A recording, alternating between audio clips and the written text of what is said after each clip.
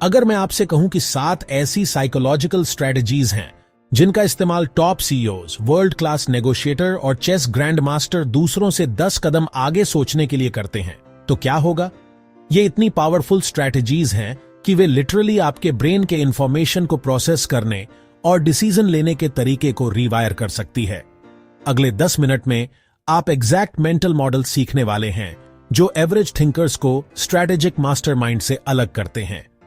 मैंने Harvard psychology, MIT behavioural labs के research को स्टडी करने में और दुनिया के सबसे सक्सेसफुल स्ट्रैटेजिक थिंकर्स के हजारों घंटों के फुटेज को एनालाइज करने में 200 घंटे से ज्यादा खर्च किए हैं। मैंने जो डिस्कवर किया है वह आपकी लाइफ में हर कन्वर्सेशन, नेगोशिएशन और डिसीजन को अप्रोच करने के तरीके को पूरी तरह से बदल देगा। स्ट्रैटेजी नंबर 1 को सेकंड ऑर्डर थिंकिंग कहा जाता है और यह अपनी लाइफ के साथ चेकर्स खेलने और चेस खेलने के बीच का डिफरेंस है। ज्यादातर लोग फर्स्ट ऑर्डर कॉन्सिक्वेंसेज में सोचते हैं, अगर मैं X करूंगा तो Y होगा, लेकिन स्ट्रैटेजिक थिंकर्स पूछते हैं, अगर मैं X करूंगा तो Y होगा, जिससे Z होगा, जिससे A होगा। वे 3-4 मूव्स आगे सोचते हैं। यहां एक रियल एग्जाम्पल है। जब नेटफ्लिक्स ने 2011 में अपनी DVD और स्ट्रीमिंग सर्विसेज को स्प्लिट करने का डिसीजन लिया तो कस्टमर्स बहुत गुस्से में थे। स्टॉक 75% गिर गया। लेकिन read Hastings second order thinking का इस्तेमाल कर रहे थे। वह जानते थे कि अगर उन्होंने अपने DVD बिजनेस को खत्म नहीं किया तो कोई और कर देगा। नतीजा, नेटफ्लिक्स की वैल्यू अब 200 बिलियन से ज्यादा है। आपका एक्शन स्टेप, कोई भी इंपॉर्टेंट डिसीजन लेने से पहले खुद से कम 3 बार पूछें, फिर क्या? यह एक सिंगल क्वेश्चन आपको 90% उन लोगों से आगे कर देगा जो केवल इमीडिएट कॉन्सिक्वेंसेज के बारे में सोचते हैं। स्ट्रैटेजी 2 है एंकरिंग, और मास्टर नेगोशिएटर इसका इस्तेमाल पूरी बातचीत को कंट्रोल करने के लिए करते हैं, इससे पहले कि दूसरा व्यक्ति यह भी रियलाइज कर पाए कि क्या हो रहा है। हार्वर्ड बिजनेस स्कूल के रिसर्च से पता चलता है कि किसी भी नेगोशिएशन में पहली बार जो नंबर मेंशन किया जाता है वह एंकर बन जाता है, जो हर अगली ऑफर को इन्फ्लुएंस करता है। लेकिन यहां एक एडवांस टेक्निक है जिसे ज्यादातर लोग मिस कर देते हैं। अपने डिजायर्ड आउटकम के साथ एंकर करने के बजाय आप एक एक्सट्रीम पोजीशन के साथ एंकर करते हैं जो आपके रियल टारगेट को रीजनेबल लगता है। अगर आपको 5,000 की सैलरी में बढ़ोतरी चाहिए तो आप 5,000 से शुरू नहीं करते। आप ऐसी सिमिलर रोल्स की रिसर्च करके शुरू करते हैं जो 15,000 ज्यादा पे करते हैं, फिर वहां एंकर करते हैं। एडवांस्ड मूव, रेंज एंकरिंग का इस्तेमाल करें।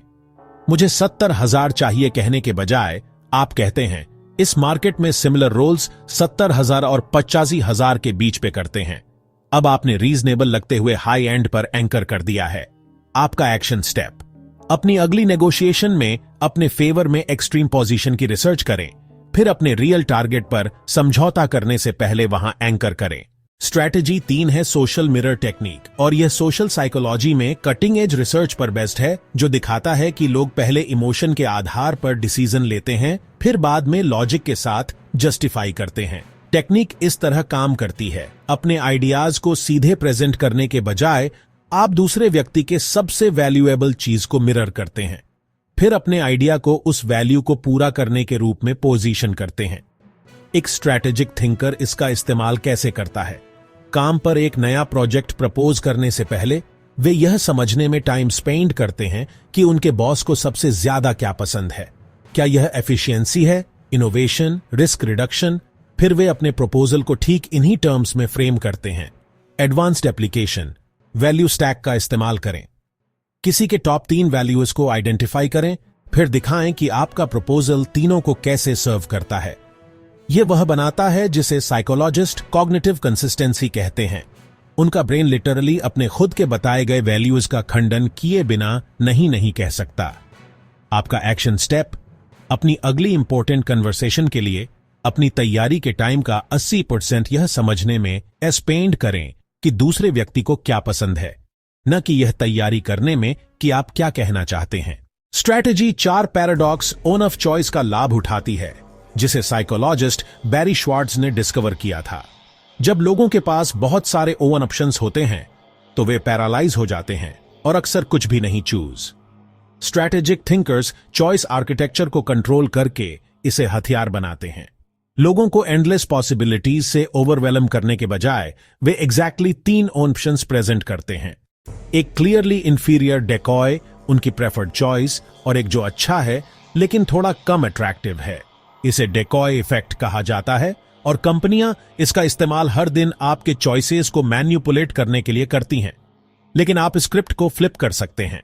Real example, project timeline propose करते समय यह न पूछें कि आप इसे कब तक करवाना चाहते हैं। इसके बजाय ऑफर करें, हम इसे 2 हफ्तों में बेसिक फीचर्स के साथ, 4 हफ्तों में प्रीमियम फीचर्स के साथ या 6 हफ्तों में सब कुछ और एक्स्ट्रा पॉलिश के साथ कर सकते हैं। ज्यादातर लोग बीच वाला ऑप्शन चुनेंगे, ठीक वही जो आप चाहते थे। आपका एक्शन स्टेप, जब भी आपको किसी से डिसीजन लेने की जरूरत हो तो ठीक 3 चॉइसेस ऑफर करें जिसमें आपका preferred option attractive middle ground हो। अगर आपको इन स्ट्रैटेजीज से वैल्यू मिल रही है तो उस लाइक बटन को दबाएं। यह YouTube को बताता है कि इसे और लोगों को दिखाएं जो स्ट्रैटेजिक थिंकिंग से बेनिफिट कर सकते हैं, और सुनिश्चित करें कि आपने सब्सक्राइब किया हुआ है, क्योंकि अगले हफ्ते मैं उन साइकोलॉजिकल ट्रिगर्स को रिवील कर रहा हूं जिनका इस्तेमाल फॉर्च्यून 500 कंपनियां लाखों लोगों को इन्फ्लुएंस करने के लिए करती हैं। स्ट्रैटेजी 5 है पैटर्न इंटरप्ट, और यह न्यूरोसाइंस रिसर्च पर बेस्ड है जो दिखाता है कि हमारा ब्रेन 55% टाइम ऑटो पायलट पर चलता है। जब आप किसी के एक्सपेक्टेड पैटर्न को इंटरप्ट करते हैं तो आप वह बनाते हैं जिसे न्यूरोसाइंटिस्ट कॉग्निटिव गैप कहते हैं। उनके ब्रेन को अनएक्सपेक्टेड इंफॉर्मेशन को प्रोसेस करने के लिए एक्टिवली इंगेज करना पड़ता है। स्ट्रैटेजिक थिंकर्स इसका इस्तेमाल अटेंशन कैप्चर करने और मेमोरेबल मोमेंट्स क्रिएट करने के लिए करते हैं। गुड मॉर्निंग, आज मैं इस बारे में बात करूंगा के साथ एक प्रेजेंटेशन शुरू करने के बजाय वे अपना हाथ उठाएं अगर आपने कभी ऐसा डिसीजन लिया है जिसकी वजह से आपको 10,000 का नुकसान हुआ है, से शुरू कर सकते हैं। Advanced technique, reverse assumption. किसी की पोजीशन के खिलाफ बहस करने के बजाय आप मान लेते हैं कि वे सही हैं और फिर लॉजिकल कॉन्सिक्वेंसेस को एक्सप्लोर करते हैं। आप बिल्कुल सही हैं कि हमें मार्केटिंग खर्च में कटौती करनी चाहिए।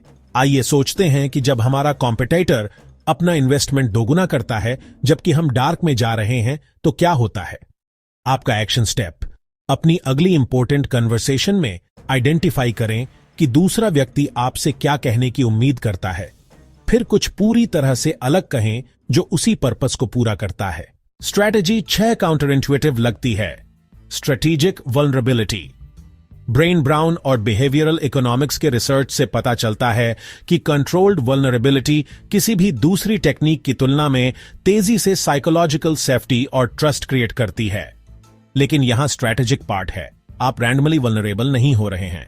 आप जानबूझकर स्पेसिफिक स्ट्रगल्स शेयर कर रहे हैं जो आपको ह्यूमनाइज करते हैं जबकि आपकी स्ट्रेंथ्स को पोजीशन करते हैं।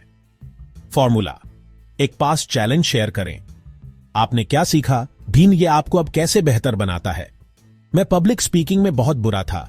मैं एक बार 200 लोगों के सामने अपनी पूरी प्रेजेंटेशन भूल गया था, लेकिन उस फेलियर ने मुझे हमेशा एक बैकअप प्लान रखने और भीड़ को इंप्रेस करने की कोशिश करने के बजाय ऑडियंस में इंडिविजुअल्स से कनेक्ट करने की सीख दी।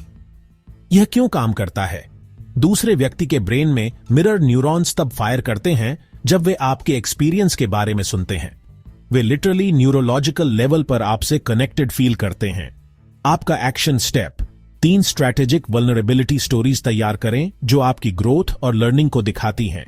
जब आपको तेजी से तालमेल बनाने की जरूरत हो तो उनका इस्तेमाल करें। स्ट्रैटेजी 7 है मेटा गेम मास्टरी।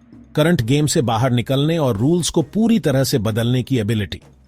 जबकि बाकी सब एस्टेब्लिश्ड रूल्स के हिसाब से खेल रहे हैं, स्ट्रैटेजिक थिंकर्स पूछते हैं क्या होगा अगर हम पूरी तरह से गलत गेम खेल रहे हैं।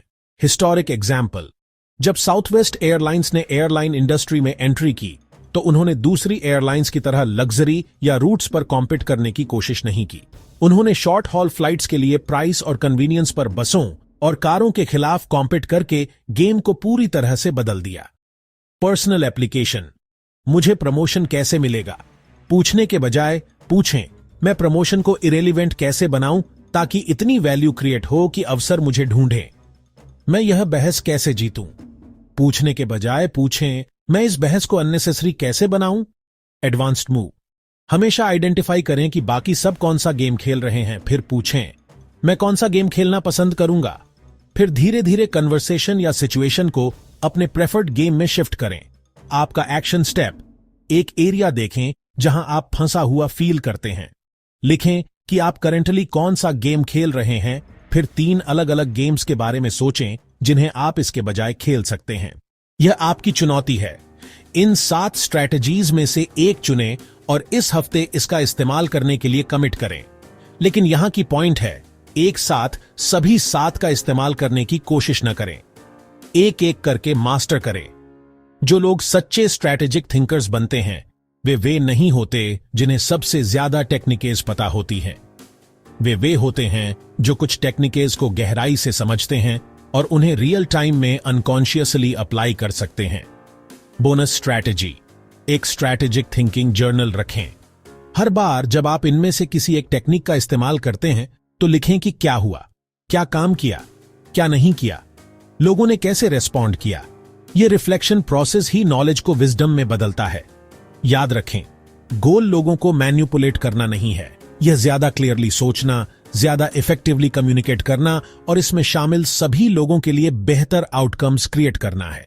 अगर इस वीडियो ने आपको ज्यादा स्ट्रेटेजिकली सोचने में हेल्प की है तो आपको सब्सक्राइब करना चाहिए और उस नोटिफिकेशन बेल को दबाना चाहिए। अगले हफ्ते मैं 5 साइकोलॉजिकल ट्रिगर्स रिवील कर रहा हूं जिनका इस्तेमाल $1 बिलियन कंपनियां डिसीजन मेकिंग को इन्फ्लुएंस करने के लिए करती है, और आप उन्हें अपनी लाइफ और करियर में एथिकली कैसे इस्तेमाल कर सकते हैं। कमेंट सेक्शन में बताएं कि आप कौन सी स्ट्रैटेजी पहले ट्राई करेंगे। मैं हर कमेंट पढ़ता हूं और अक्सर आपके क्वेश्चंस के आधार पर पूरे वीडियोज ही बनाता हूं। अगली बार तक स्ट्रेटेजिकली सोचें और मैं आपको अगले वीडियो में मिलूंगा।